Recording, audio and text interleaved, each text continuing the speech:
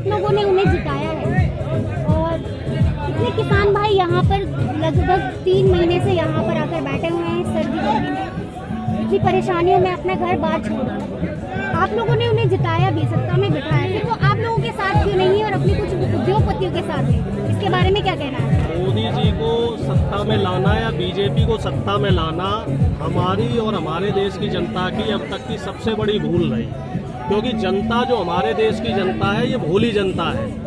अब बीजेपी ने क्या काम किया, 2014 में धर्म की राजनीति करना शुरू कर दिया। बीजेपी ने कुछ ऐसे घुमाऊ क्वेश्चन किए, कुछ ऐसे जनता से घुमाऊ सवाल किए कि जनता उसमें फंस गई और जनता को ऐसे सपने दिखाए कि जनता को ये लगा कि हाँ ये आदमी ऐसा हो सकता है जो देश की जो गिरती हुई अर्थव्यवस्था है या दशा दिशा गड़बड़ हो रही है, पुरानी सरकारों की जो नीतियां हैं उनमें अगर कुछ खामियां रह गई हैं तो हो सकता है ये आदमी इतने कॉन्फिडेंस से कह रहा है। ये खासियत है हमारे प्रधानमंत्री जी की कि वो झूठ को बहुत बड़ी खूबसूरती से कह जाते हैं और आदमी को पता भी नहीं लगता है कि कब झूठ कहा। जैसे अभी एक उदाहरण मैं आपको देना चाह रहा हूँ, कोरोना काल में उन्होंने कहा कि हमने 80 करोड़ लोगों को राशन बांट दिया और इस देश की जनसंख्या अगर सरकारी आंकड़े देखे जाए तो 132 या 33 करोड़ जनसंख्या है। इसका मतलब ये हर घर में 2 या 3 लोग तो मिनिमम रहते ही रहते हैं, तो इसका मतलब ये हर घर में कम से कम एक आदमी को फ्री राशन मिलना चाहिए था। मैं अगर अपनी बात करूं, अपने सराउंडिंग की बात करूं, आसपास की बात करूं, तो मैंने निजी तौर पे कम से कम 200 लोगों से बात की होगी।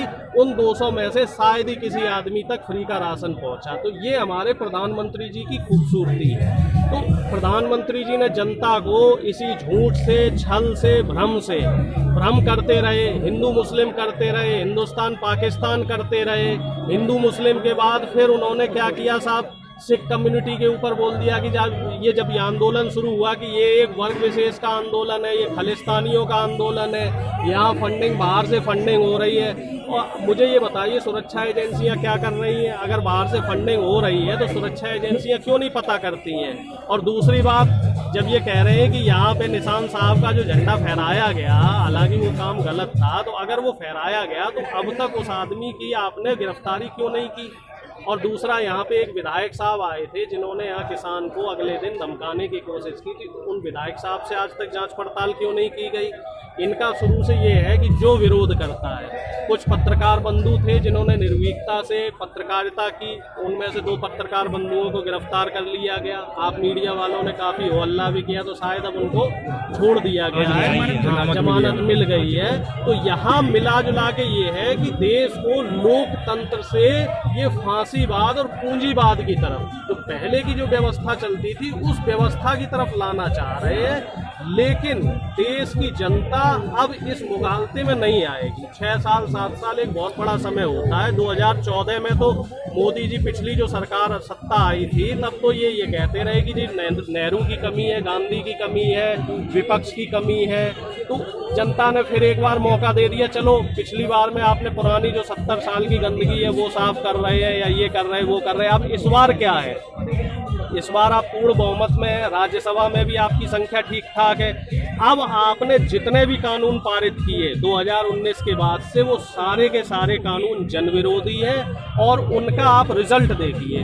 2019 के लोकसभा चुनाव के बाद से जिन जिन राज्यों में विधानसभा के चुनाव हुए हैं, बीजेपी को क्लियर बहुमत, क्लियर मैंडेट कहीं भी नहीं मिला है। चाहे वो महाराष्ट्र हो, चाहे वो आपका ये झारखंड हो, चाहे वो आपका दिल्ली हो, और आपको बिहार है, बिहार में आपने देखा है कि बैलेट पेपर में इन्होंने कितनी बड़ी घोटालेबाजी करी है। और अब आगे बंगाल में भी आप देख लेना, बंगाल में भी ये साफ होंगे। और 2022 का जो मेगा चुनाव होगा, जो 6 राज्यों में चुनाव होगा, जो 2024 की दशा और दिशा निर्धारित करेगा, उस चुनाव में आप देखना, यूपी में, पंजाब में, उत्तराखंड में, गोवा में, हिमाचल प्रदेश में, इन 6 के 6 राज्यों में बीजेपी डबल डिजिट में भी नहीं पहुंचेगी। बीजेपी को यहाँ देश की जनता अब समझ गई है, चाहे वो हिंदू हो, मुसलमान हो, सिख हो, ईसाई हो, अब सब समझ गए हैं कि इस देश की एकता और अखंडता को ये जो आरएसएस और बीजेपी के लोग हैं, इनके ये जो नापाक इरादे हैं देश की एकता अखंडता को तोड़ने के,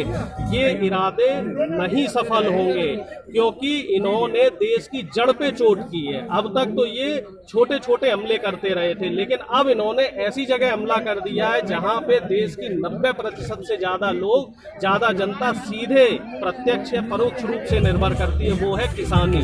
किसानी से किसान भी जुड़ा हुआ है, मजदूर भी जुड़ा हुआ है, आम आदमी भी जुड़ा हुआ है। अगर ये जो अभी वाली व्यवस्था है, ये व्यवस्था खत्म होकर बड़े बड़े पूंजीपतियों के पास चली जाएगी तो हमारे हाथ में कुछ नहीं बचेगा।